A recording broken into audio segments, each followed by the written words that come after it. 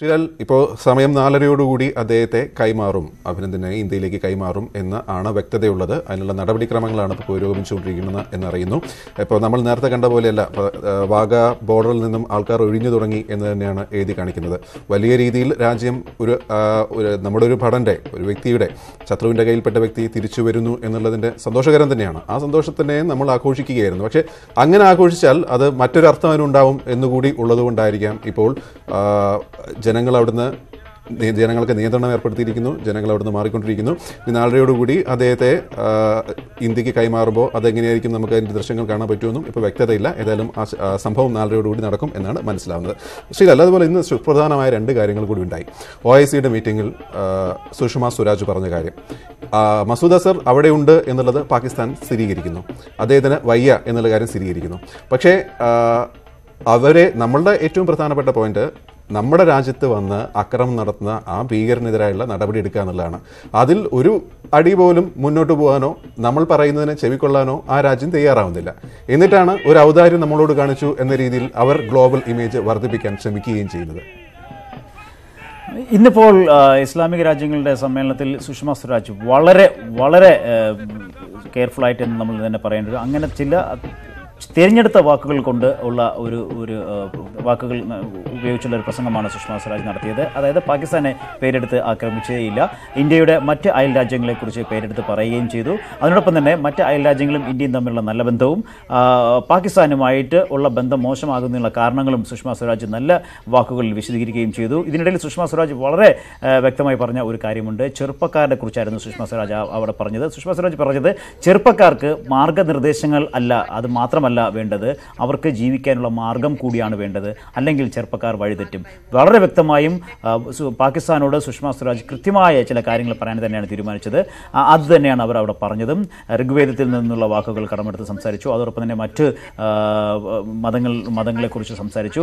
എല്ലാം ഈ മുസ്ലിങ്ങൾക്ക്, ഇന്ത്യയിലെ മുസ്ലിങ്ങളെക്കുറിച്ച് സുഷമ സ്വരാജ് സംസാരിച്ചു. ഇങ്ങനെ ആഗോളതലത്തിലുള്ള കാര്യങ്ങൾ സംസാരിച്ചു. അതോടൊപ്പം തന്നെ പാകിസ്ഥാനോട് അവരുടെ മണ്ണിലെ ഭീകരവാദത്തിനുള്ള നടപടികൾ അവസാനിപ്പിക്കണമെന്നും ലോകരാജ്യങ്ങൾ അതിന്, പ്രത്യേകിച്ച് ഇസ്ലാമിക രാജ്യങ്ങൾ അതിനുള്ള നടപടി സ്വീകരിക്കണം എന്നുള്ള ആവശ്യവും സുഷമ സ്വരാജ് മുന്നോട്ട് വെച്ചു. ഈ സമയമൊന്നും പാകിസ്ഥാന്റെ പ്രതിനിധി അവിടെ ഉണ്ടായിരുന്നില്ല എന്നുള്ളത് വളരെ വളരെ ഒരു ദുഃഖകരമായ, ഖേദകരമായ ഒരു നടപടിയായിപ്പോയി.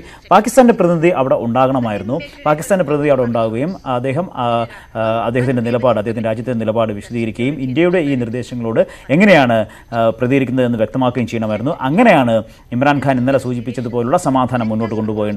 അല്ലാതെ ലോകരാജ്യങ്ങൾക്ക് മുന്നിൽ, ലോകരാജ്യങ്ങളുടെ സമ്മർദ്ദത്തിന് വഴങ്ങി ഒരു ജനീവ കൺവെൻഷൻ അതിന് പ്രകാരമുള്ള നടപടി സ്വീകരിക്കുകയും ചെയ്തിട്ട് അത് വലിയ ഒരു ആദ്യ നടപടിയായി, സമാധാനത്തിനുള്ള ആദ്യ നടപടിയായി പ്രഖ്യാപിക്കുകയും പിന്നീട് ഉള്ള വേദികളിൽ നിന്ന് മാറി നിൽക്കുകയും അല്ലെങ്കിൽ വേദികളിൽ ഇന്ത്യയെ ആക്രമിക്കുകയും അതോടൊപ്പം തന്നെ അതിർത്തിയിൽ ഇന്ത്യക്കെതിരെ അക്രമവും വെടിവെപ്പും തുടരുകയും ചെയ്യുന്ന ഒരു നടപടി ഒരു കാലത്തും സുരക്ഷാ ക്രമീകരണങ്ങൾക്ക് അല്ലെങ്കിൽ സമാധാന ശ്രമങ്ങൾക്ക് ഉതകുന്ന ഒരു രീതി ആയിരുന്നില്ല. അതിനോടൊപ്പം തന്നെ ഇപ്പോൾ നമ്മൾ കണ്ട പ്രധാനമന്ത്രിയുടെ ഈ ഒരു തമിഴ്നാട്ടിലെ കന്യാകുമാരിയിലെ ഈ പൊതുപരിപാടിയെക്കുറിച്ച് ഒരു വാക്കുകൂടി പറഞ്ഞു കഴിഞ്ഞാൽ, നേരത്തെ നമ്മൾ പറഞ്ഞതുപോലെ ഇത് ഒരു പാകിസ്ഥാനിൻ്റെ ഒരു വലിയ ഔദാര്യമായി കാണുന്നില്ല എന്ന് കാണിക്കാൻ കൂടിയാണ് പ്രധാനമന്ത്രി ഇന്നിപ്പോൾ അദ്ദേഹത്തിൻ്റെ മുൻ നിശ്ചയിച്ച പരിപാടികളുമായി മുന്നോട്ട് പോകുന്നത്, പൊതുപരിപാടികളുമായി അദ്ദേഹം മുന്നോട്ട് പോകുന്നത്. അവിടെ പക്ഷേ അദ്ദേഹം എന്തൊക്കെയാണ് പറയാൻ പോകുന്നത് എന്നുള്ളത് വളരെ പ്രധാനപ്പെട്ട കാര്യം തന്നെയാണ്.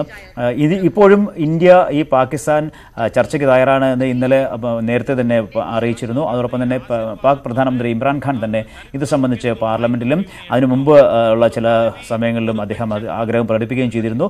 ഇന്ത്യയുമായി ചർച്ചയ്ക്ക് തയ്യാറാണ്. പ്രധാനമന്ത്രി നരേന്ദ്രമോദിയെ ഫോണിൽ വിളിക്കാൻ ശ്രമിച്ചിരുന്നു, പക്ഷേ ലഭിച്ചിരുന്നില്ല. തുടങ്ങിയ കാര്യങ്ങൾ അദ്ദേഹം പറഞ്ഞു. അതിനോട് ഇതുവരെയും ഇന്ത്യ പ്രതികരിച്ചിട്ടില്ല. അങ്ങനെ ഒരു വാർത്ത കേട്ടതായിട്ട് പോലും ഇന്ത്യ ഇതുവരെ എവിടെയും പറഞ്ഞതുമില്ല. അക്കാര്യങ്ങളിൽ ഇനി ഇന്ത്യ എങ്ങനെയാണ് പ്രതികരിക്കാൻ പോകുന്നത്? തീർച്ചയായും അതിൽ ഒരു കാര്യം ഉറപ്പാണ്, പാകിസ്ഥാൻ അവിടെയുള്ള ഭീകര ക്യാമ്പുകൾ അവസാനിപ്പിക്കാതെ, ഭീകര ക്യാമ്പുകൾ അടച്ചുപൂട്ടാതെ, ഭീകരർക്ക് നൽകുന്ന സൗകര്യങ്ങൾ നിർത്താതെ ഒരു കാരണവശാലും ഇന്ത്യ ചർച്ചയ്ക്ക് പോകില്ല എന്ന ഉറച്ച നിലപാടിൽ തന്നെയാകും ഇന്ത്യ തുടരുക. അതിൽ നിന്ന് ഒരു വിട്ടുവീഴ്ചയ്ക്കും ഇന്ത്യക്ക് സാധിക്കുകയുമില്ല.